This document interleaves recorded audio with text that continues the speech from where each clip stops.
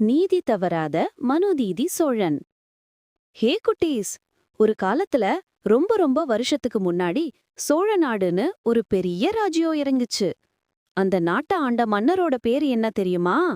மனுநீதி சோழன். அவர் பேரு மாதிரியே அவர் ரொம்ப ரொம்ப நல்லவர். நீதினா அவருக்கு உயிரே. நீதிமணி எங்கே? மனுநீதி சோழன் என்ன பண்ணார் தெரியுமா?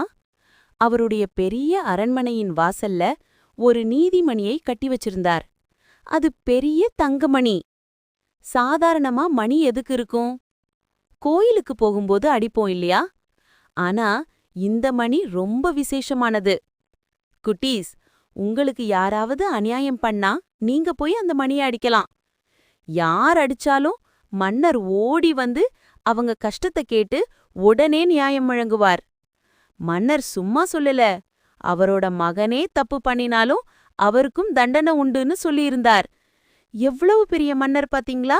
ஒரு நாள் டம் டம் டம்னு அந்த நீதிமணி ரொம்ப சத்தம் ஆடிச்சுது. மன்னர் அதிர்ச்சியாகி ஓடி வந்தார். அங்கே அவர் என்ன பார்த்தார் தெரியுமா?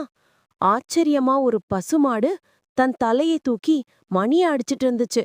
அந்த பசுவோட கண்ணிலிருந்து கண்ணீர் ஊத்துது. அட பாவமே! மன்னர் உடனே, அடடா, ஒரு வாயில்லாத ஜீவனுக்கு என்ன கஷ்டம்னு பக்கத்துல போய் பார்த்தார். அப்பதான் தெரிஞ்சது, அந்த பசுவோட குட்டி கன்று குட்டி ரத்தம் குட்டி இறந்து கிடந்தது.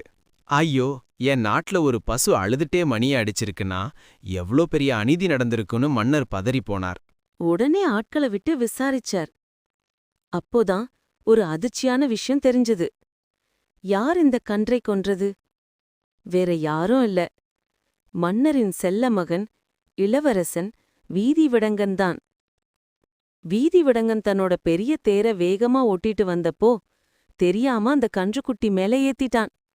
ஐயையோ, பசுவோட அழுகைக்கும் வேதனைக்கும் இளவரசன்தான் காரணம். மன்னர் யோசிச்சார். நான் தான் என் மகனுக்கு கொடுக்கப்பட்ட அதே தேர அவன் மேல ஏத்தி தண்டனை கொடுக்கணும். அப்போதான் என் நீதி எல்லாருக்கும் சமமாயிருக்கும்னு முடிவு பண்ணினார். அவர் கொஞ்சம் கூட தயங்கல. பசு எப்படி தன் குட்டியை இழந்து தவிக்குதோ அதே வழிய தன் மகனுக்கு கொடுக்கணும்னு நினைச்சார். அவர் என்ன பண்ணார் தெரியுமா? மகனை அங்கேயே படுக்க சொல்லி தன்னோட கையாலேயே அதே தேர அவர் மீது ஏத்திவிட்டார். சபாஷ்! நீதி தவறாமல் தன் மகனுக்கே தண்டனை கொடுத்த அந்த மன்னர்தான் மனுநீதி சோழன்.